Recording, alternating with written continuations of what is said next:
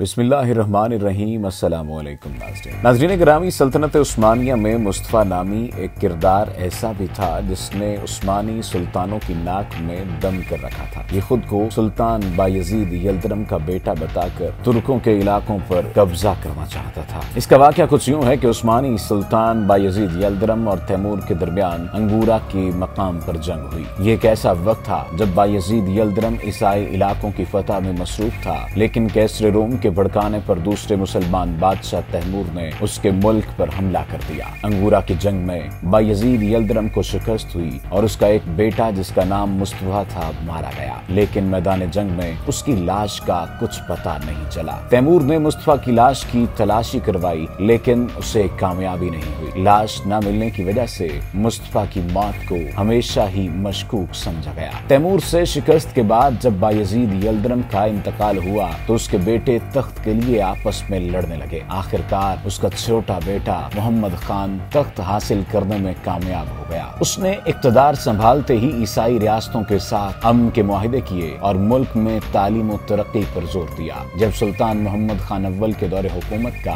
आखिरी वक्त चल रहा था, तभी एक शख्स ने एशियाई कोचक में उस बात का दावा किया कि मैं मुस्तफा इब्ने बायजीद यल्दरम हूँ। वो शक्ल सूरत में भी मुस्तफा से मुशाबे था, इसलिए बहुत से तुर्कों ने उसके दावे को तस्लीम कर लिया और समरना के आमिल जुनैद और सूबादार वलेशिया ने उसके इस दावे की इसलिए और भी तस्दीक की कि वो मोहम्मद खान से खुश न थे। चुनाचे मुस्तफा उन सूबादारों की इमदाद से गैलीपोली में पहुंचकर थसली के करीब इलाके पर काबिज हो गया। सुल्तान मोहम्मद खान इस खबर को सुनते ही फौरन फौज लेकर मुकाबले पर पहुंचा और सालोनिका के करीब एक सख्त लड़ाई के बाद उसे शिकस्त फास से दो चार किया। मुस्तफा शिकस्त खाकर कुस्तुनतुनिया पहुंच गया और कैसर रोम से पनाह ले ली। मोहम्मद खान को इस बारे में पता चला तो उसने अपना बागी वापस लेने के लिए कैसर को खत लिखा, लेकिन कैसर ने उसे वापस करने से इनकार कर दिया और इंतहाई शातिराना जवाब दिया। कैसर ने कहा कि वो मुस्तफा को अपने पास ही कैद और नजरबंद रखेगा, बशर्त ये कि मोहम्मद खान इसके नानो नफका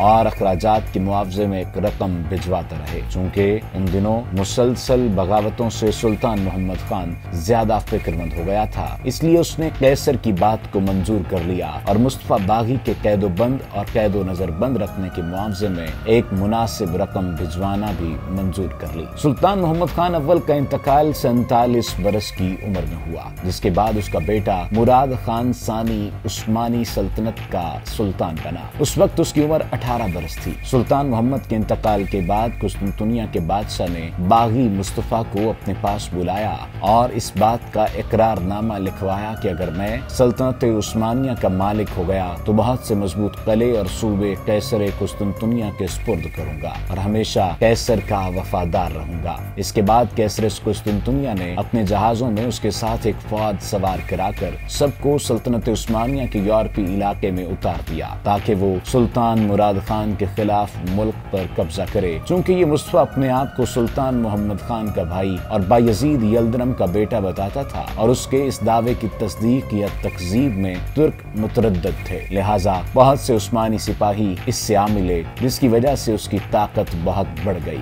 उसने शहरों पर शहर फतह करने शुरू कर दिए। मुराद खान ने जो फौज उसके मुकाबले के लिए भेजी उसका अक्सर हिस्सा मुस्तफा से आ मिला और बाकी शिकस्त खाकर भाग आया। उसके बाद सुल्तान मुराद खान ने अपने सिपा सालार, जिसका नाम बायजीद पाशा था, उसको इस बागी की सरकूबी के लिए रवाना किया, लेकिन मार्का जंग में बायजीद पाशा मारा गया और मुराद की फौज को शिकस्त फाश हुई। इस फतह के बाद मुस्तफा की हिम्मत बढ़ गई और उसने यही मुनासिब समझा कि मैं पहले तमाम एशियाई कोचक पर काबिज हो जाऊं, क्योंकि यूरोपीय इलाके में इसको तवक्को थी कि कैसर कुस्तुनतुनिया और मगरबी हुदूद के ईसाई सलातीन से मुझको मुराद खान के खिलाफ जरूरी इमदाद मिलेगी और एशिया पर काबिज होने के बाद यूरोपीय इलाके से मुराद खान का बेदखल करना बहुत आसान होगा। चुनाचे उसने आबनाए को उबूर करके ये करना शुरू कर दिया कि एशियाई कोचक में ताकत ताराज करे। मुराद खान सानी ने इन खतरनाक हालात को देखकर तामुल करना मुनासिब न समझकर बजाते खुद मुस्तफा का ताकुब करना जरूरी समझा और फौरन एशियाई कोचक में पहुंचकर उसको शिकस्त देने में कामयाब हुआ। मुराद खान के मैदान जंग में आते ही तुर्क सिपाही, जिनको इस अरसे में मुस्तफा के दावे में झूठ और इफ्तरा का यकीन हो गया था, उसका साथ छोड़कर मुराद खान के पास आने लगे। मुस्तफा